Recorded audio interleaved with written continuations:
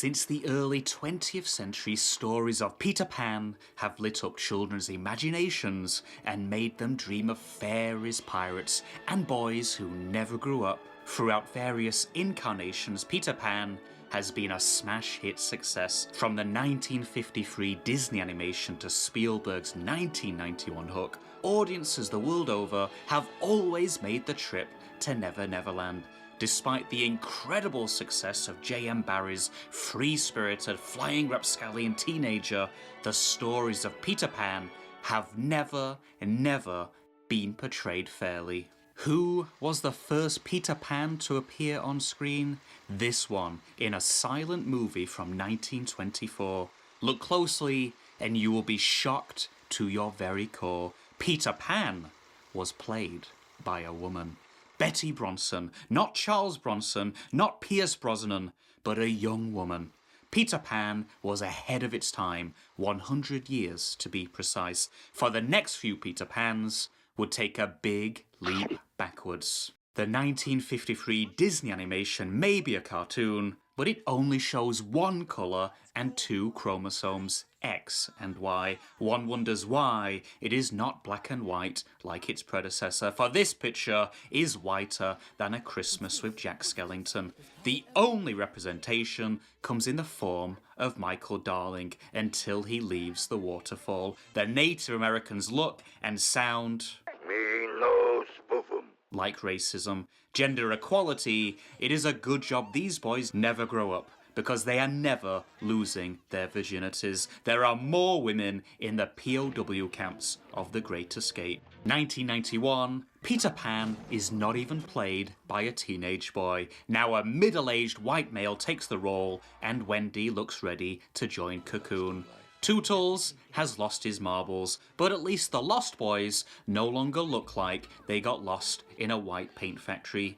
There is more diversity, yet there are still no females to be found in all of Neverland, unless you count a 6-inch Pretty Woman. Peter Pan, like all movies, television shows, and art that predates the 21st century Renaissance, was deeply flawed and never right. In a fair and just society, such stories have to be ripped up and rewritten. Cinema must become a place where characters are no longer primarily white and primarily male. They must be primarily equal. On March 1st, 2023, Walt Disney Studios published a brand new trailer for a brand new Peter Pan. As we can see, it has 3 million views, and yes, there it is, 42,000 likes, which means it has been met with critical acclaim and universal popularity. The title, Peter no longer hogs the limelight, now Wendy takes her rightful place alongside him. Next time, Disney should simply remove his name altogether and call the film Wendy, or perhaps revert to casting Peter as a woman. Penelope Pan does have a ring to it. Is this trailer for Peter and Wendy as brilliant and modern as my Twitter friends say it is? Let's find out. Tell me. Perfect start. The trailer opens with Wendy looking down at her hands as if to ask, is this really happening? Am I getting my own movie? Has gender equality finally reached Neverland? How did you come to Neverland?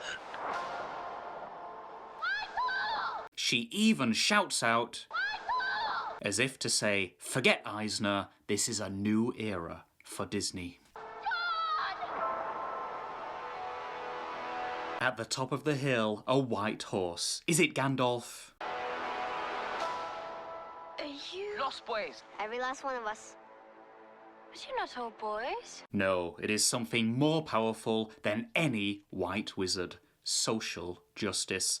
The Lost Boys have, at last, found their identity, and they are no longer boys, they are no longer white, and they no longer care what the patriarchy thinks.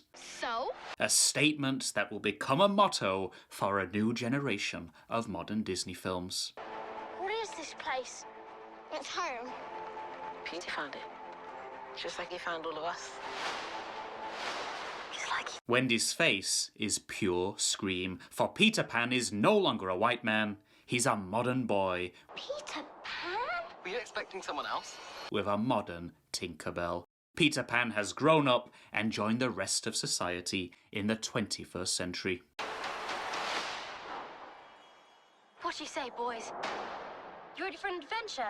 What do you say, boys? Are you ready for an adventure to Neverland? A land that will never, never be dominated by straight white males ever again.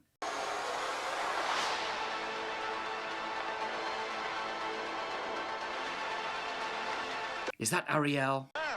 Perhaps she is crossing over into Neverland to help sink this ship of evil, white, middle-aged pirates.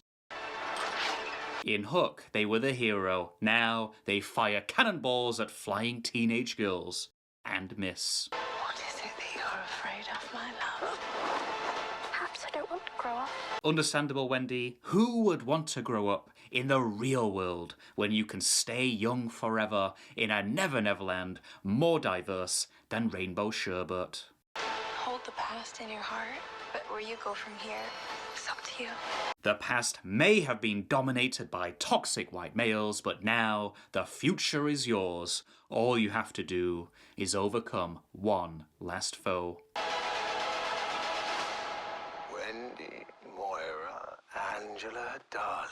Hook, the last white middle-aged man standing. What will be his downfall? Where is Peter Pan? Underestimating the true power of diversity and teenagers. Peter Pan is one small step for Disney, one giant leap for peoplekind. April 28th, 2023, like July 20th, 1969, a date that will be remembered for as long as people walk the earth and the moon. The date Peter Pan became Peter People Power, and Disney moved one step closer to finally ridding the world of prejudice and hate. The trailer for Peter and Wendy, it looks to have all the magical ingredients a modern motion picture needs: diverse heroes, white male villains, and sweet social justice. The only reason it didn't get an A+, still too much Peter and not enough Wendy. The sequel could certainly make up for that.